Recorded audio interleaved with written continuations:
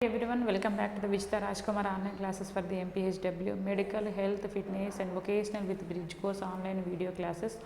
Today I want to give the questions with answers in the subject of the chemistry for the second year students, for the regular BPC and MPC students. Okay na, ee roju manam important questions okay name explain cheyanu, but I will try to give the questions with answers. ఓకేనా, అంటే మన సబ్జెక్ట్లో ఉన్న first year second year students chemistry రసాయన శాస్త్రంలో regular BiPC regular MPC చేసే స్టూడెంట్స్కి subject second year స్టూడెంట్స్కి ఏ యూనిట్లో ఏమేమి ఇంపార్టెంట్ క్వశ్చన్స్ ఉన్నాయో మనం డిస్కస్ చేసుకుందాము. ఓకే, ఇవి కూడా చదవండి, తర్వాత మీ మేడమ్స్ చెప్పే చదవండి.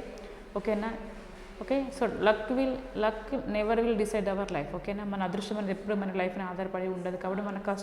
కాబట్టి కష్టానికి ఫలితంగా ప్రతిసారి మనకు కష్టే ఫలి అన్నారు శ్రీశ్రీ. కాబట్టి మనం కష్టపడి చదివితే కంపల్సరీగా మనకి ఏదో ఒక క్వశ్చన్ అయితే వచ్చే అవకాశం కంపల్సరీగా ఎగ్జామ్ ఉంటుంది. కాబట్టి మీరు దీని మీద ఆధారపడి చదవద్దు. ఓకే, ఎందుకంటే I'm not the lecturer on chemistry, కాబట్టి I may not guess which one is better, which one is may come in final examination. ఓకేనా, కాబట్టి నేను ఆ టెక్స్ట్ బుక్స్ ప్రకారంగా కొన్ని ఇంపార్టెంట్ ఏవైతే ఉన్నాయో అవి మీకోసం అయితే ఎందుకంటే కొంతమంది స్టూడెంట్స్ అన్నారు మేడం ఇంపార్టెంట్ క్వశ్చన్స్ చెప్పండి అని. ఓకేనా, మీకు బుక్లెట్ మీద తీసుకొని కొన్ని ఇంపార్టెంట్ క్వశ్చన్స్ అనేవి ఇచ్చాను. ఓకేనా, కాబట్టి సెకండ్ ఇయర్ స్టూడెంట్స్కి రెగ్యులర్ బైపీసీ అండ్ ఎంపీసీ వాళ్ళకి. ఓకే, బ్రిడ్జ్ కోర్స్ చదివే students regular students second year students ఒకవేళ మీకు క్వశ్చన్, ఎందుకంటే ఇక్కడ మార్క్స్ వేరియేషన్ డిఫరెంట్గా ఉంటుంది. ఎందుకంటే ఇక్కడ ఒక 8 మార్క్స్ క్వశ్చన్స్ ఉంటాయి, తర్వాత 4 మార్క్స్ క్వశ్చన్స్ ఉంటుంది, తర్వాత 1 మార్క్ 2 మార్క్స్, ఒక 8 4 2. కానీ బ్రిడ్జ్ కోర్స్ వాళ్ళకి 4 marks questions only 1 mark question ఉంటుంది. కాబట్టి ఒకవేళ మీ సిలబస్ అంతా ఆల్మోస్ట్ సేమే, కాబట్టి ఒకవేళ ఈ క్వశ్చన్ కూడా మీకు వచ్చి ఉంటే మీరు చదవండి, అందులో వేస్ట్ ఏం కాదు కదా. మార్క్స్ అనే వేరియేషన్స్ కొంచెం డిఫరెన్షియేషన్ ఉంటుంది, కానీ ఎక్కువ ఎలాబరేషన్ అనేది రెగ్యులర్ బైపీసీ ఎంపీసీ వాళ్ళకు ఉంటుంది. మీరు తక్కువ కంటెంట్ అనేది రెగ్యులర్ బ్రిడ్జ్ కోర్స్ వాళ్ళకి ఉంటుంది. కాబట్టి మీ క్వశ్చన్స్ సేమ్ అవే ఇంపార్టెంట్, కాబట్టి అవి చదవండి, ఇది చదవండి. ఓకేనా, అందులో ప్రాబ్లం అనేది కాదు. ఓకేనా, అర్థమవుతుందా? ఇక్కడ చూడండి 1:8 అంటే ఫస్ట్ సెక్షన్ 1లో 8 మార్క్స్ క్వశ్చన్స్ అనేవి. ఓకేనా, ఇవన్నీ 8 మార్క్స్ లాంగ్ ఆన్సర్స్ క్వశ్చన్స్ అంటారు. ఇవి చదవండి మీరు ఒకసారి. ఓకేనా, అయాన్ల స్వతంత్రీయ అభిగమనాల కోల్లాష్ నియమాన్ని తెలపండి, గురించి వివరించండి. కోల్లాష్ నియమము, అనువర్తనాలు, ఇవన్నీ కూడా. ఓకేనా, మీరు బ్రిడ్జ్ కోర్స్ చదివే వాళ్ళకు కూడా చదవండి, కానీ ఇన్ని మార్క్స్ క్వశ్చన్స్కి అయితే ఉండవు వాళ్ళకు. ఓన్లీ మీకు ఉండే 4 మార్క్స్ 2 మార్క్స్ క్వశ్చన్స్ మాత్రమే.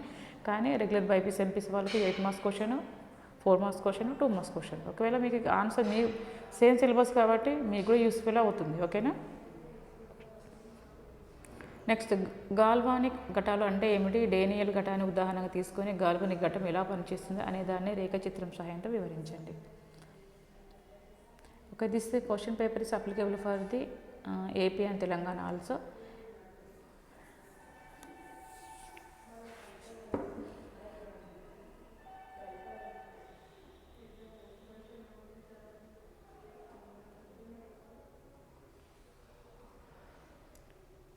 ఇది ఓవరాల్గా ఫస్ట్, ఎందుకంటే స్కిప్ చేశాను హాఫ్గా, కాబట్టి ఇక్కడ కంప్లీట్గా ఉంది.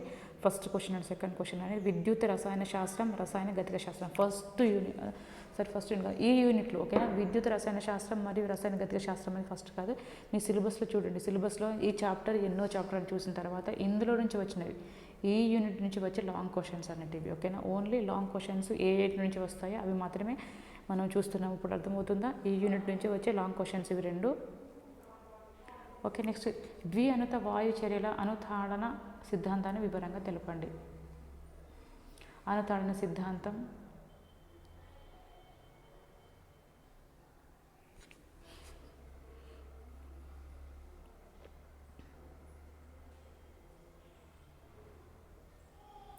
నెక్స్ట్ చర్య అనుత అంటే ఏమిటి? దీనికి చర్య క్రమాంకానికి గల భేదం ఏమిటి? అనుత త్రికనుత వాయు చర్యలను తెలపండి.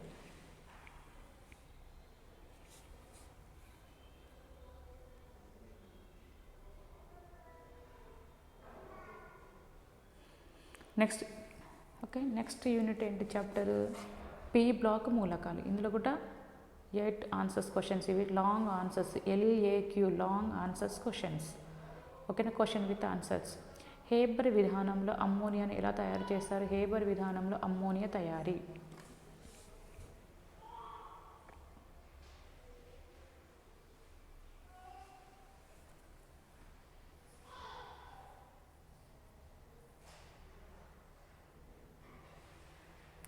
ఒక ఫస్ట్ ఇయర్లో కూడా ఉన్నట్టుంది క్వశ్చన్.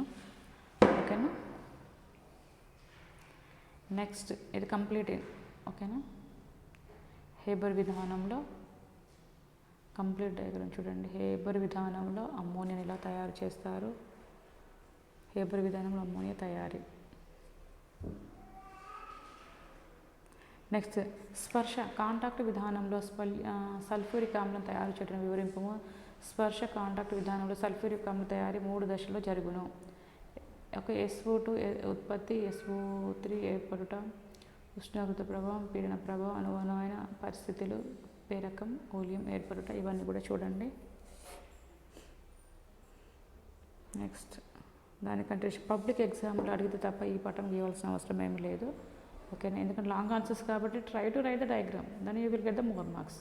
అడిగితే అని కాదు, షార్ట్ ఆన్సర్స్కి we don't have any time. ఎందుకంటే షార్ట్ ఆన్సర్స్ 2 మార్క్స్ క్వశ్చన్స్ వచ్చేసి కాబట్టి ఇంత డయాగ్రామ్ వేస్తే మన ఆన్సర్ కూడా రాసుకో. కాబట్టి లాంగ్ ఆన్సర్స్కి try to write the diagrams or tables, then only you will get the good impressions for the your correcting your paper. Okay.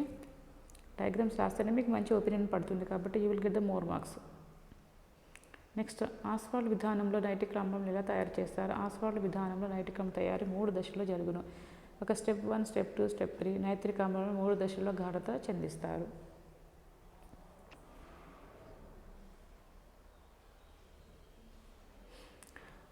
Okay. Asphalt విధానం నైట్రిక్ ఆమ్లం తయారీ విధానం డయాగ్రామ్. ఓకే, చెప్పాము కదా, పరీక్షలు అడిగితేనే పటం గీయాలని అలా అనుకోకూడదు.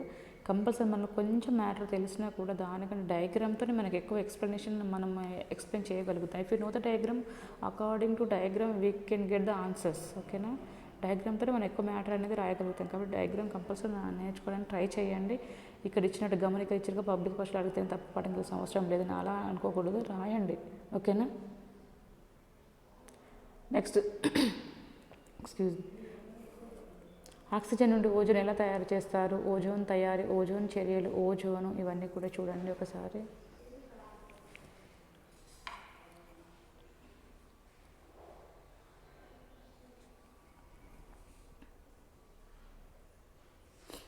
నెక్స్ట్ ప్రయోగశాలలో క్లోరిన్ ఎలా తయారు చేస్తారు.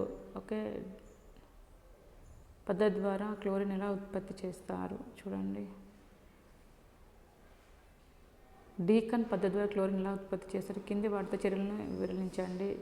చల్లని విలీన NaOH పొడి, సెక్లేట్ లైమ్, హైపో, వేడి, గాఢ, అధిక NH, ఇవన్నీ కూడా చూడండి.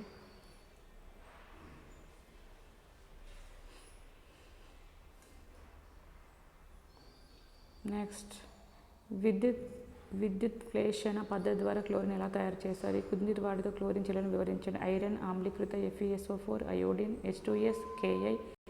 ఓకే, బ్రైన్ ద్రావణంను U ఆకార పాత్రలో విద్యుత్ తీసుకుంటారు. ఇది క్యాథోడ్ వల్ల పనిచేస్తుంది. Nelson sale. ఓకే, ఇవన్నీ కూడా.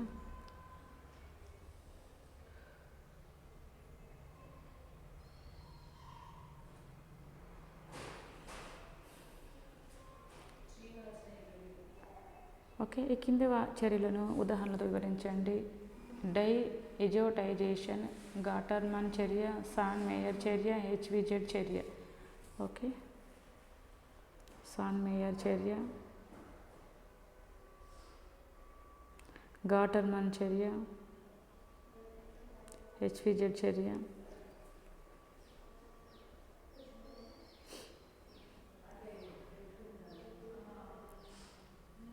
ఓకే, ఈ కింది చర్యలను ఉదాహరణలతో వివరించండి. ఎస్టీకరణం, Friedel Crafts, alkylation, Friedel Crafts, esterification, ఉజ్వల్ చర్య, ఎస్టరీకరణం, Friedel Crafts, alkylation, Friedel Crafts, ఎస్టరైజేషన్.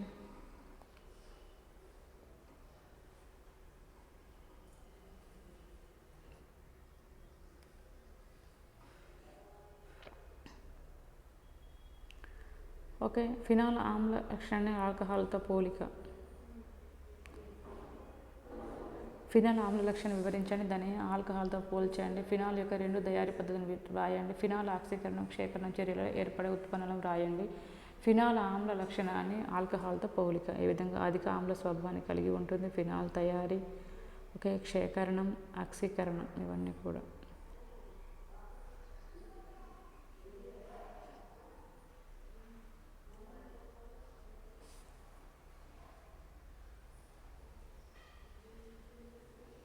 Next ఘనస్థితి, ఇవన్నీ 4 మార్క్స్ క్వశ్చన్స్. ఓకేనా, 1:4 అంటే ఇందులో ఒక క్వశ్చన్ అటెంప్ట్ చేసి 4 మార్క్స్.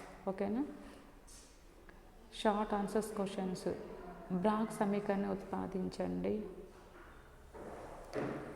బ్రాగ్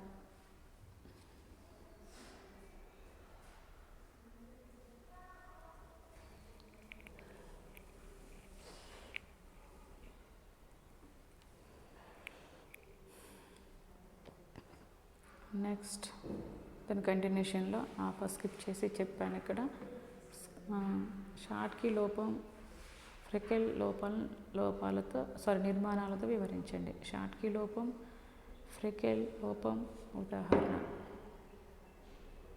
ద్రావణాలు. మొలారిటీ నిర్వచింపు, మొలారిటీ నిర్వచించండి. ఇది బ్రిడ్జ్ కోసం వాళ్ళకి 2-3 టైమ్స్ అడిగారు ఈ క్వశ్చన్ అనేది.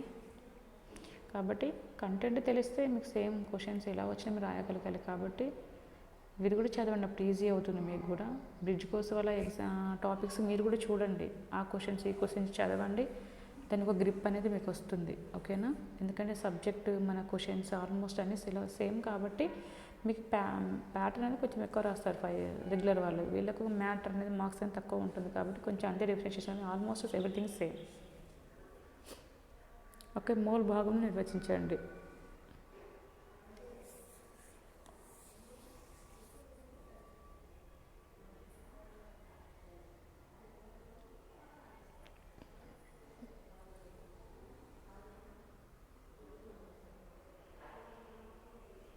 నెక్స్ట్ సాపేక్ష బాష్పపీడన నిమ్నత అంటే ఏమిటి? ఇది ద్రావితం మోలార్ ద్రవ్యరాశిని నిర్ధారించడానికి ఏ విధంగా ఉపయోగపడుతుంది? బాష్పపీడన నిమ్నత, సాపేక్ష బాష్పపీడన నిమ్నత. బాష్పపీడనాన్ని 80% తగ్గించడానికి 114 గ్రాముల ఆక్టేన్లలో కరిగించాల్సిన ఆ బాష్పశీల ద్రావితం 40 గ్రామ్స్ మోలార్ ద్రవ్యరాశిని లెక్కించండి. ఓకే. ఒక నిర్దిష్ట ఉష్ణోగ్రత వద్ద బెంజిన్ బాష్పపీడనం దాని యొక్క ఘన పదార్థం మోలార్ ద్రవ్యరాశి ఎంత? ఓకే. మన ఫార్ములాస్ తెలిస్తే మనకు ఐడియా ఉంటుంది కాబట్టి ఫార్ములాస్ ఇవన్నీ కూడా మనకు ఐడియా ఉండాలి. కాబట్టి ఇలాంటి క్వశ్చన్స్ కొంచెం అయితే కష్టమే. ఓకేనా. అన్నీ కూడా నేర్చుకోక తప్పదు. ఎమర్షన్లు అంటే ఏమిటి? వీటిని ఎలా వర్గీకరిస్తారు? ఎమర్షన్ల అనువర్తనాలను తెలపండి.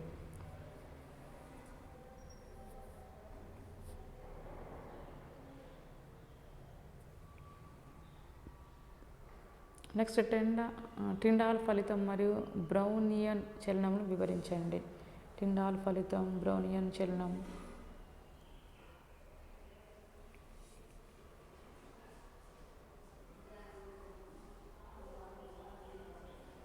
నెక్స్ట్ 2 మార్క్స్ క్వశ్చన్స్ ఇవన్నీ కూడా. ఓకేనా. 2 మార్క్స్ క్వశ్చన్స్ చూద్దాం. 9 ఒక P block elements, P block మూలకాలు. ఓకే.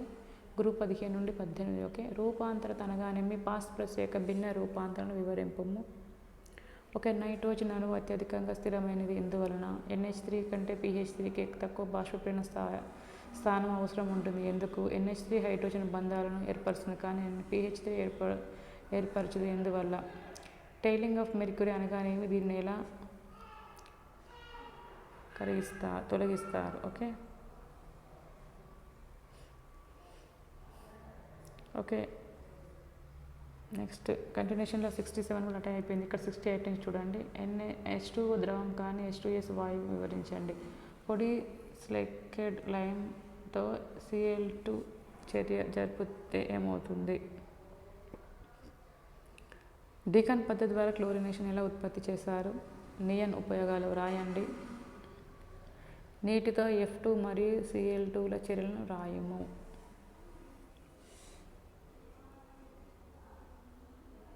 నెక్స్ట్ XCO3 నిర్మాణం వివరింపము. ఓకే. అదేవిధంగా ఈతగాళ్ళు వాడే ఆధునిక పరికరాల్లో HCO2ల మిశ్రమాన్ని ఉపయోగిస్తారు. ఎందుకు ఉపయోగించే? శ్వాస కోసం ఉపయోగిస్తారు. రక్తంలో హీలియం కరగదు కావున ఈతగాళ్ళు నీటిని బయటకు వచ్చిన తర్వాత వారికి ఎటువంటి నొప్పి కలగదు, అందుకని దాన్ని ఉపయోగిస్తారు. Okay. D and F block మూలకాలు 2 మార్క్స్ క్వశ్చన్స్ ఇవన్నీ. ఓకేనా. పరివర్తన మూలకాల విలక్షణ ధర్మాలను రాయండి.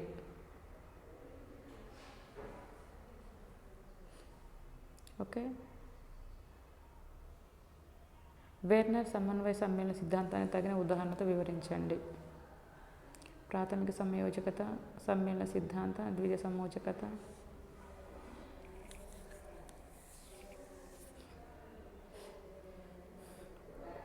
నెక్స్ట్ ఐయుపిఏ నియమాల గురించి కింది వాటి సంకేతాలు రాయండి. ఐయుపిఏసి నియమాలు ఉపయోగించి కింది వాటి సాంకేతికాలు రాయండి. ఓకే. సమన్వయ సమ్మేళనాల్లో జామితీయ సాదృశ్యాన్ని తగిన ఉదాహరణలు ఇచ్చి వివరించండి. సిస్ సాదృశ్యం, ట్రాన్స్ సాదృశ్యం. ఓకే. 2 marks questions. స్కాండియం పరివర్తన మూలకం కానీ జింక్ కాదు, ఎందువల్ల? Zn2+ డై అయస్కాంత పదార్థం అయితే Mn2+ పార అయస్కాంత పదార్థం ఎందుకు? పరివర్తన లోహాలు లేదా వాటి సమ్మేళనాలు ఉత్ప్రేరకాలుగా పనిచేసే 2 చర్యలను వివరించండి. మిశ్ర లోహం అనగానేమి ఉదాహరణ ఇవ్వండి. సమన్వయ సమ్మేళనాలు అంటే ఏమిటి? ఉదాహరణలు ఇవ్వండి. అల్పాంతరాల సమ్మేళనాలు అనగానేమి? అవి ఎలా ఏర్పడతాయి? 2 ఉదాహరణలు ఇవ్వండి.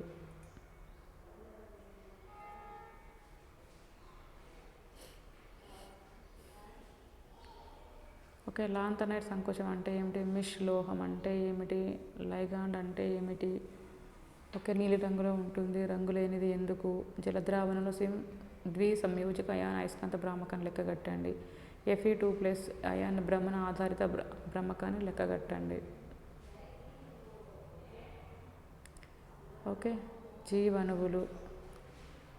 కింది విటమిన్ల వనరులను అవి లోపిస్తే కలిగే వ్యాధుల పేర్లు తెలపండి. A, D, E, K vitamins ఇవన్నీ కూడా ఇది మనకు బాగా తెలుసు. ఎస్పెషల్లీ జువాలజీలో ఉంటుంది. అదేవిధంగా వొకేషనల్ వాళ్ళకు కూడా ఆల్మోస్ట్ అందరికి ఐడియా ఉంటుంది. చూడండి. ఓకేనా. విటమిన్ ఏ అనేది కంటికి సంబంధించిన విటమిన్ ఏ లోపంలో రేచీకటి, xerophthalmia, Bitot's spots, okay, night blindness, okay, ఇవన్నీ కూడా వచ్చే అవకాశాలు ఉంటాయి. విటమిన్ డి అంటే దీన్ని సన్షైన్ విటమిన్ కూడా అంటారు. ఒక చిన్నపిల్లలు వస్తే రికెట్స్ అంటారు, పెద్దవాళ్ళు వస్తే ఆస్ట్రియో-మలేషియా అని అంటారు. ఒక విటమిన్ ఏ అంటే ఓకే, ఇవన్నీ కూడా కండరాల బలహీనత. Vitamin A. విటమిన్ అంటే మామూలుగా ఇన్ఫర్టిలిటీ అంటారు, యాంటీస్టెటిక్ విటమిన్. ఇది లోపించడం వల్ల పిల్లలు పుట్టకుండా ఉంటారని అంటారు. విటమిన్ కే అంటే యాంటీకోగులెంట్, రక్తం గడ్డకట్టకుండా ఉంచుతుంది. ఇవన్నీ కూడా విటమిన్ల గురించి వివరించండి. Okay. Water soluble vitamins, water soluble vitamins and fat soluble vitamins ADEK and B and C, B1, B2, B3, B4, okay, thiamine, riboflavins, okay okay, ఇవన్నీ కూడా చాలా విటమిన్స్ ఉన్నాయి. సైనోకోబాలమిన్, ఫోలేట్, జింక్, ఓకే, తర్వాత ఐరన్, కాల్షియం, ఇవన్నీ కూడా micro okay minerals, ఇవన్నీ కూడా.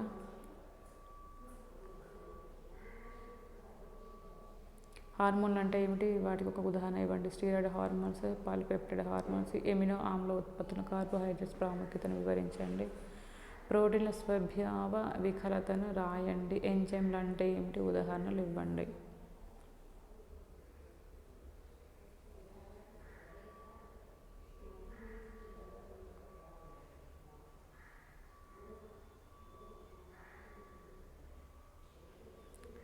Okay. Next zwitter ion అంటే ఏమిటి? 3 రకాల ఆర్ఎన్ఏ పేర్లు తెలపండి. గ్లూకోజ్ తయారు పద్ధతిని ఉదాహరణతో వివరించి. ఆవశ్యకమైన ఆమ్లాలు అంటే ఏంటిది?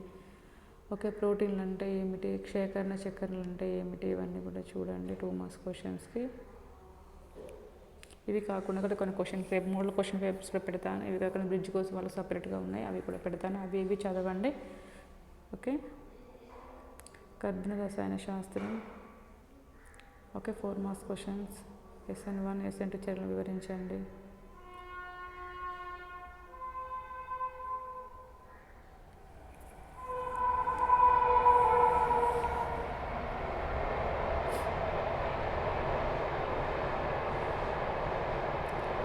ఓకే. సమ్మేళనం అంటే కింది సమ్మేళన నిర్మాణాలు తెలపండి. ఓకే. ఆల్కహాల్ నుంచి ఇథనాల్ సైడ్, ఇథైల్ ఐసోసైడ్ ఎలా తయారు చేస్తారు? టాలెన్స్ కారకం అంటే ఆల్కహాల్ గురించి వివరించండి.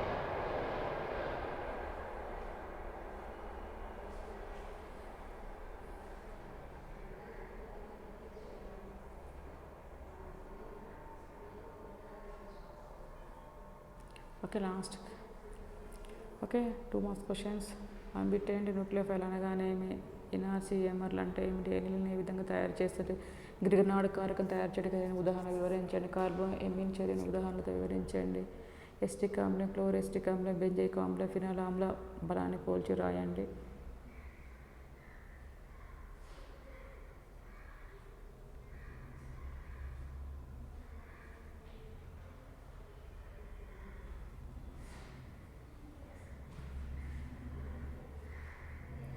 Okay, last.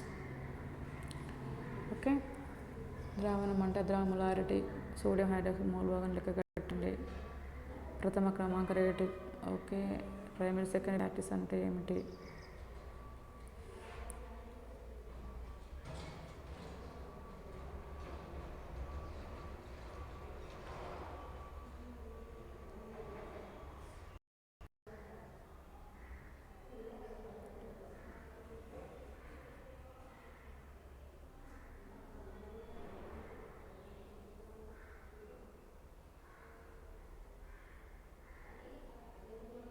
ఓకేనా. సో ఇప్పటి వరకు I discuss the questions with answers in the subject of the chemistry for the second year, regular BiPC MPC for the students. ఓకేనా, అదేవిధంగా వొకేషనల్ వాళ్ళకి చదవచ్చు, ఎందుకంటే సేమ్ కంటెంటే ఉంటుంది కాబట్టి. Okay, if you're interest you can go to this syllabus also. Okay, తర్వాత I will try to provide the bridge course syllabus for the second year students or the subject of the chemistry. If you want interest BPC regular students also, you can follow the vocational courses also. Okay, no need of any things, ఎందుకంటే content same, meanings also same. So different వర్షన్లో explanation అనేది ఉంటుంది. ఓకేనా. Okay, thanks for watching my channel. I hope this video is may be helpful for the second year subjects, the second year students in the subject of the chemistry for the regular BPC MPC. Okay, thanks for watching my channel. Have a nice day. Bye bye. Jai Hind, Jai Bharat.